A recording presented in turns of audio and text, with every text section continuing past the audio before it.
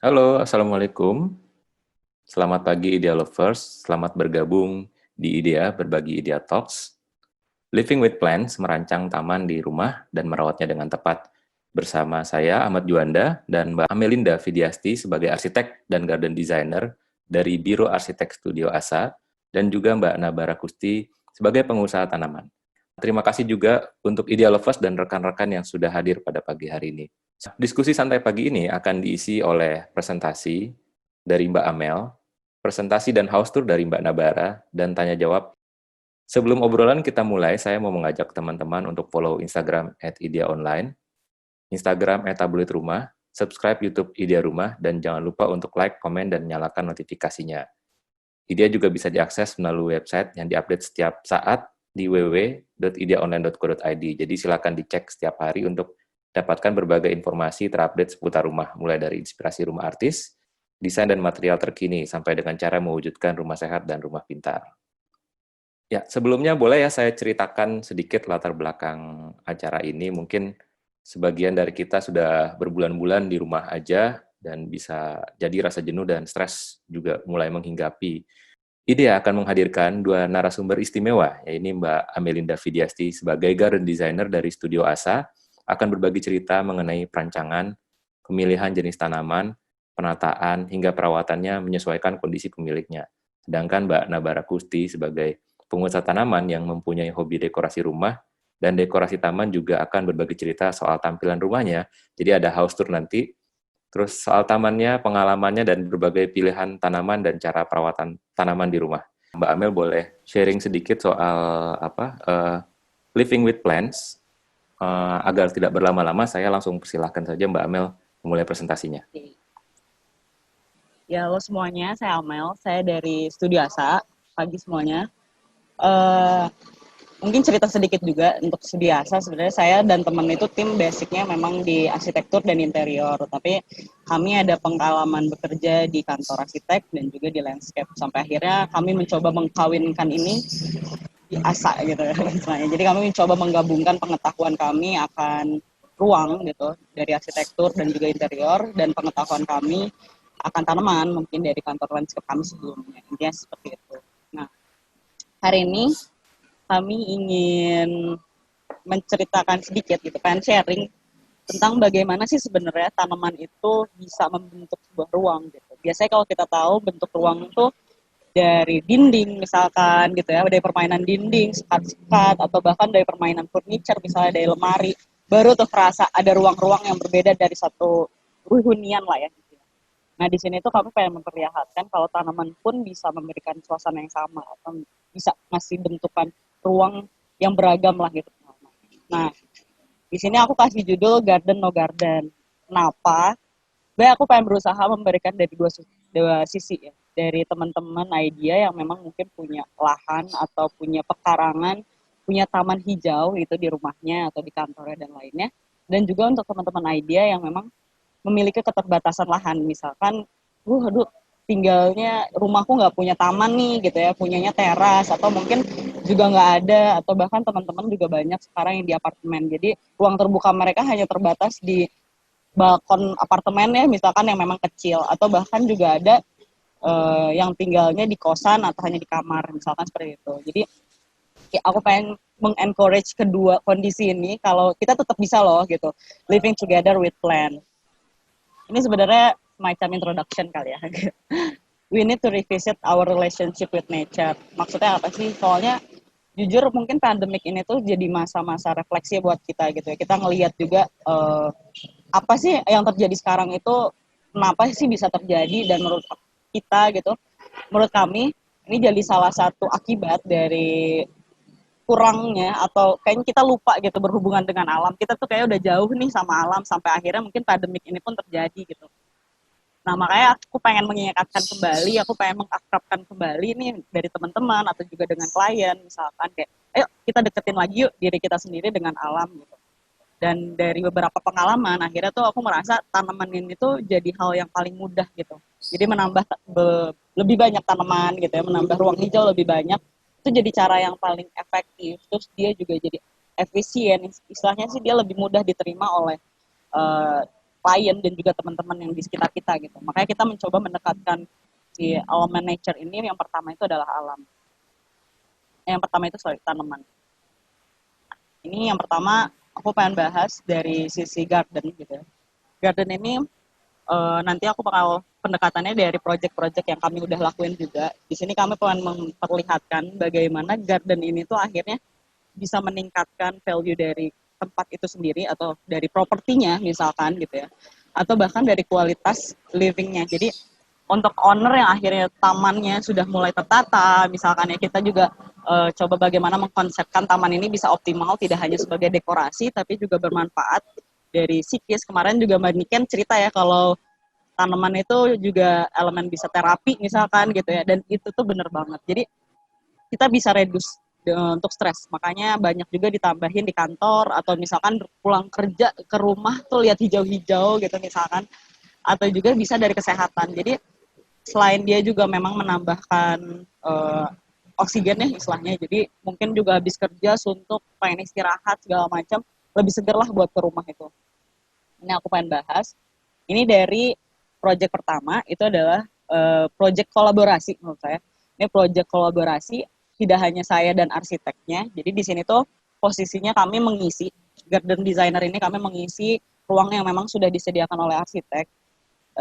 Dan menurut saya yang paling dominan juga di sini adalah kolaborasi bersama dengan klien.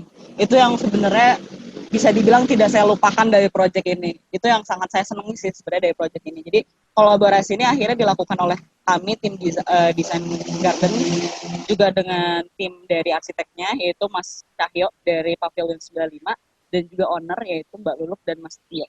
Jadi kalau menurut kami ini combine lah. Jadi proyek ini tuh tiga tim ini gitu istilahnya tuh. Nah, yang pertama waktu kita cerita sedikit mungkin agak-agak personal ya dalam pertama kali kita datang ke proyek ini, Mbak Luluk memang menghubungi, terus juga lokasinya memang ada di belakang rumahnya beliau, ada perpanjangan lahan lah ya yang memang ternyata mereka khusus ingin jadikan sebagai area hobi mungkin. Jadi ada suami dari Mas Setio itu suka dengan ikan koi. Jadi area bawah ikan koi, akhirnya juga di area atas Mbak Luluk suka dengan tanaman dijadikan sebagai greenhouse. Nah, kita datang, biasa saya base-nya di Bandung gitu ya.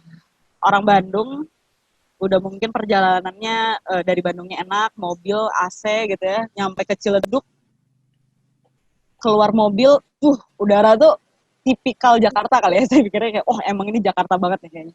Panasnya, sumpeknya, waktu itu kita pikirnya, wah ini crowded juga di sini, panas juga di sini gitu. Ngebayangin kebun apa ya gitu yang cocok di sini, yang bisa benar-benar mengubah suasana di kawasan ini gitu. Karena ngebayangin kan kayaknya orang kerja di kota jauh, pulang-pulang ke sini udah capek gitu ya.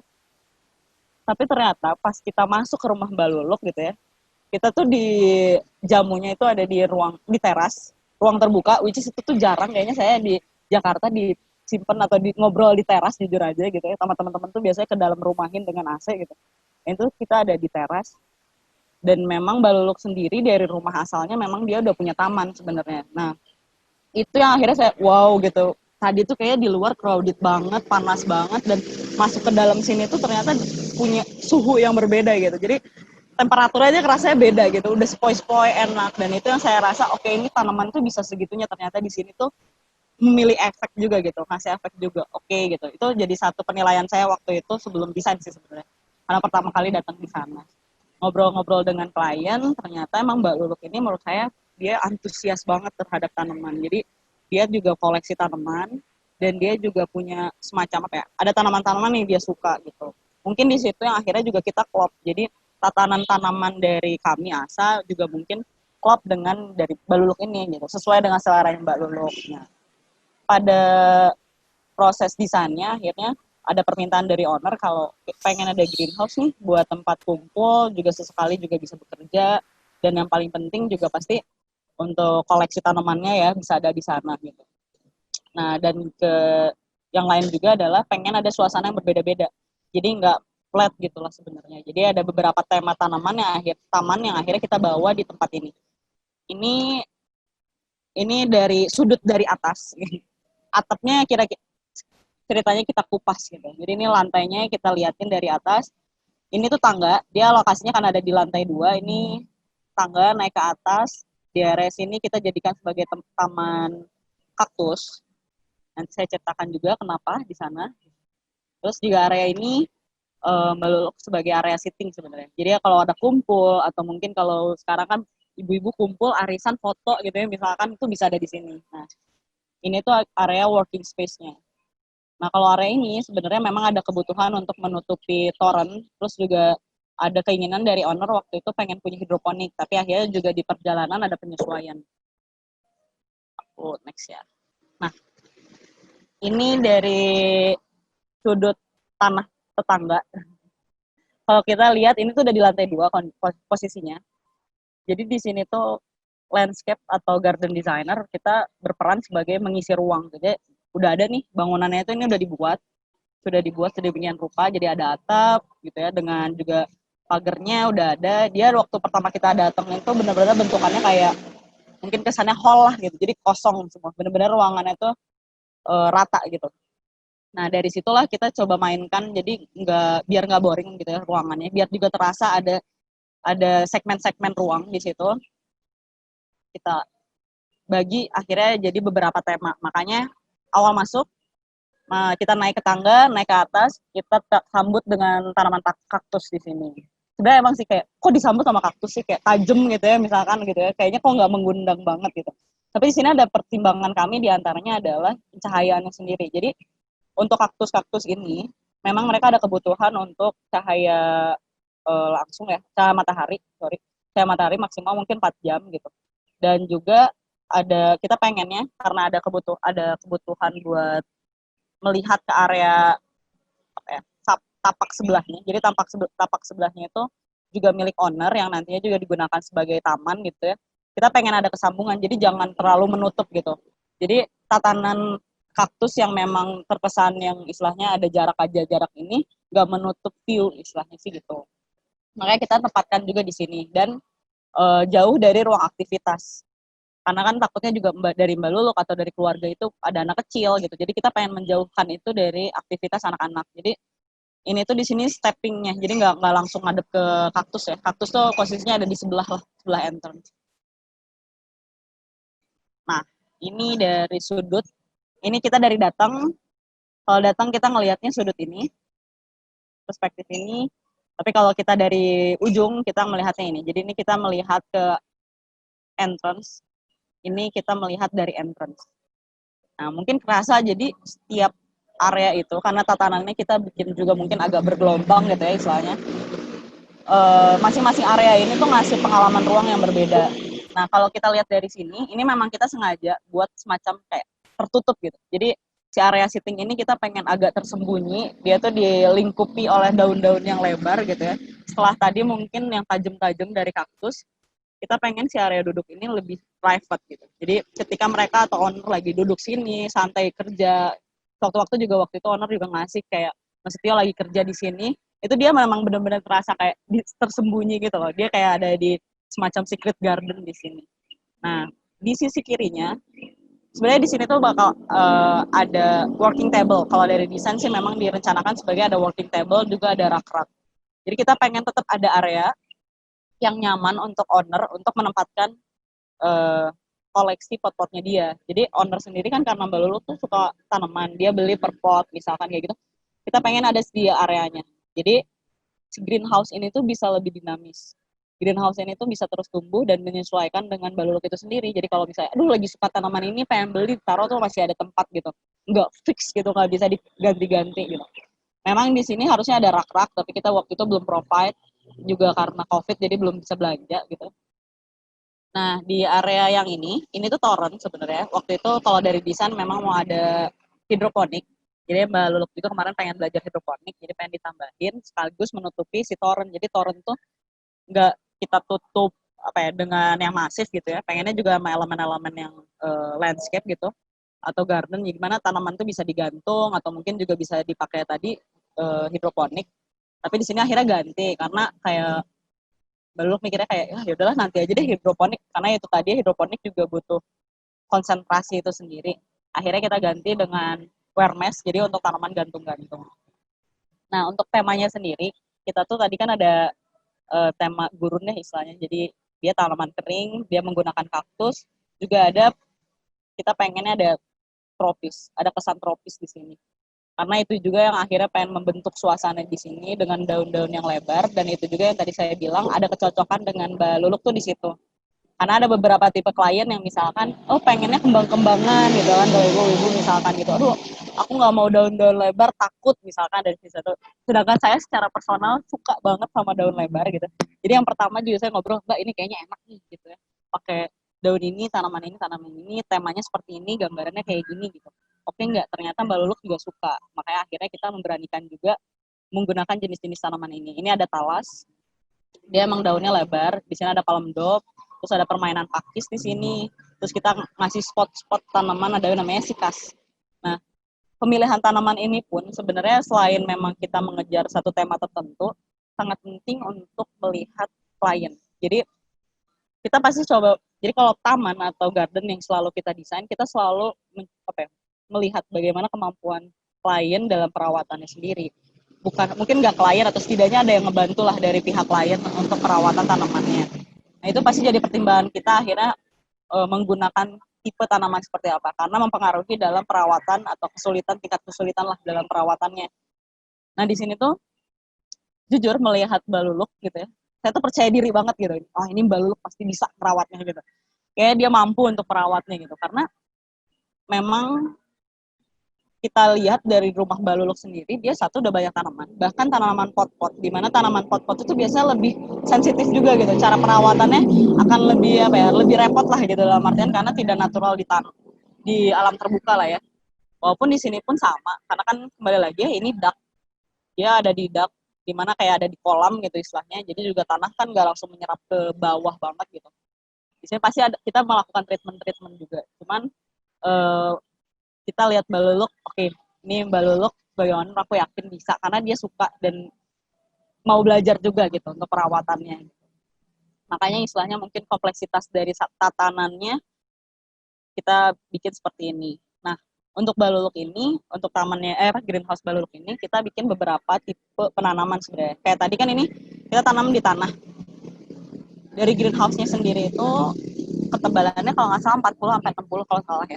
Sudah disediakan. Jadi waktu kita datang pun karena sudah ditutup tanah. Dari drainase-nya karena itu sangat penting sudah disiapkan juga. Dan kita cuman misalkan karena ada tanaman ini kan beberapa jenis tanamannya, ketinggiannya berbeda-beda. Itu yang nantinya kita sesuaikan. Jadi misalkan ada penumpukan tanah, ada penggunungan tanah gitu ya caranya. Terus juga ada tanaman-tanaman yang digantung seperti ini. Ada di sini tanaman-tanaman digantung, dan ada juga tanaman-tanaman yang sama kita ditempel di pohon. Jadi kita bikin bawa semacam batang yang sudah mati gitu ya, nantinya kita tanam-tanemin. Nanti aku liatin videonya ya. Nah ini area sittingnya, area sitting tadi. Memang yang di sini yang harusnya jadi area working space-nya. Area sitting ini tuh dimanfaatkan juga sebagai storage. Jadi kita tuh nggak pengen ada semacam lemari gitu, nggak mau ada lemari-lemari. Kalaupun rak mereka terbuka semua. Kenapa? Karena satu banyak tanah ya, terus juga kan pekerjaan di sini pekerjaan kotor gitu ya, kalau kita tanam tanaman gitu segala macam. Jadi kita nggak mau ada yang tertutup karena khawatir nantinya bakal ada nyamuk dan sebagainya. Jadi kita meminimalisir istilahnya rak-rak atau lemari-lemari. Nah kita cari cara lain itu ada di storage ini. Jadi ini bangku sekaligus juga storage. Jadi kalau owner misalkan mau ada scope-scope atau dia mau ada ya benda-benda buat perawatan, dia bisa taruh di sini. Cuman tidak hanya sebagai lemari gitu ya, sebagai storage, dia juga sebagai bangku. Ya, seperti itu. Jadi kita mencoba melihat bagaimana istilahnya tempat ini tetap bisa bersih gitu, tetap bisa bersih dan jangan sampai malah menumpuk banyak nyamuk lah ini kayak gitu. Karena khawatirnya kalau kita ngasih kabinet atau rak-rak yang tertutup, nantinya malah bakal jadi penyakit. Nah ini sebenarnya gambaran desain sebelumnya. Yang tadi aku bilang ini ada hidroponik nih. Sebelumnya itu buat menutupi toren itu pakai hidroponik. Cuman memang kita selalu kembali lagi dengan owner ya. Kalau memang owner merasa, oh enggak deh jangan dulu karena memang ada tingkat kesulitan tersendiri, ada konsentrasi tersendiri, nanti dulu daripada kita pasang terus jadinya botak-botak atau mati gitu ya istilahnya, nggak apa-apa, nanti aja dulu. Kita bisa belajar di tempat lain, apalagi hidroponik kan kita punya banyak ya, bisa pakai kontainer dan segala macam, kayak tempat-tempat wadah yang kecil itu sangat mungkin untuk belajar. Jadi nggak usah dibikin instalasi dulu lah intinya gitu. Ini working table, memang ini belum ditempatkan di sini. Kita pengennya juga soalnya kalau Baluluk nih misalnya pengen ada tanaman-tanaman, mau benerin pot, itu kita sediakan tempatnya. Dan ini rak-rak juga untuk koleksi-koleksi Baluluk gitu ya, yang semula ada di lantai bawah di rumahnya, ada sebagian yang bisa dipindahkan ke sini. Nah, untuk proyek Ciledug ini sebenarnya kita tuh ada 2 pengerjaan. Selain greenhouse kita tuh ada sungai. Kita sebut sungai sih ini. Jadi ini river pond kita sebut. Ini tuh jadi salah satu tantangan buat saya di proyek ini yang dikasih atau ditugaskan oleh owner. Pertama Mas Tio kayak, Mel mau bikin kolam nih, tapi pengen kayak sungai di kampung halaman. Bingung kan kayak, kampung halaman kayak gimana ya? Biasanya kan kalau kolam kita udah bikin beberapa kali, tapi nggak senatural inilah gitu. Kita nggak bikin yang benar-benar air tuh turun, mengalir ke bawah gitu ya. Gimana nih Mbak kayak istilahnya. Terus Mbak juga ngasih banyak presiden yang bener-bener sungai dan literally sungai. Itu tuh kayak, aduh ini gimana ya cara bikinnya gitu. Akhirnya bisa turun tuh gimana ya gitu maksudnya.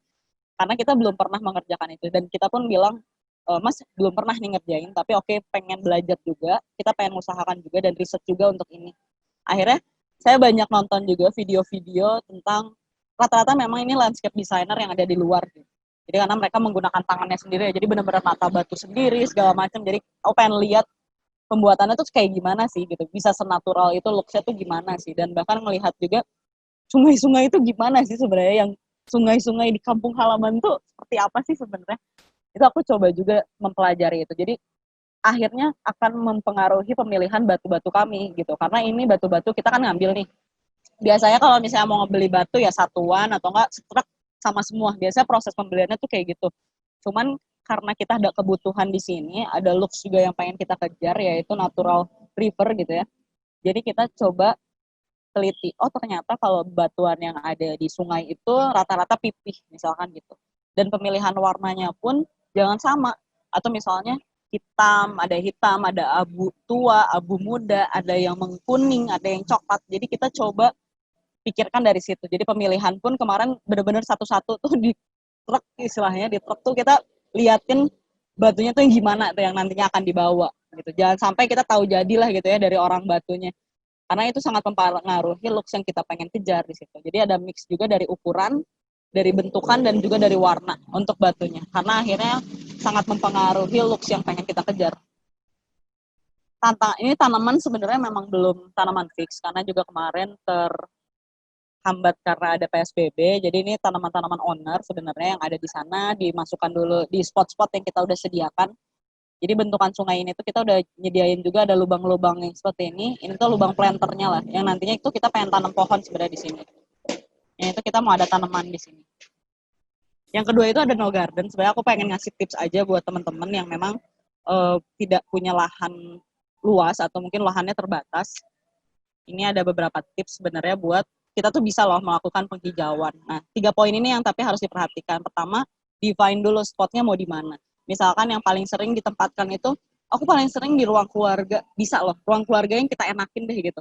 Tapi kita lihat dulu, ruang keluarga ini tuh tipenya kayak apa ya? Tipenya tuh misalkan cahaya mataharinya gimana, kondisi estetiknya itu seperti apa, kelembapannya tuh gimana.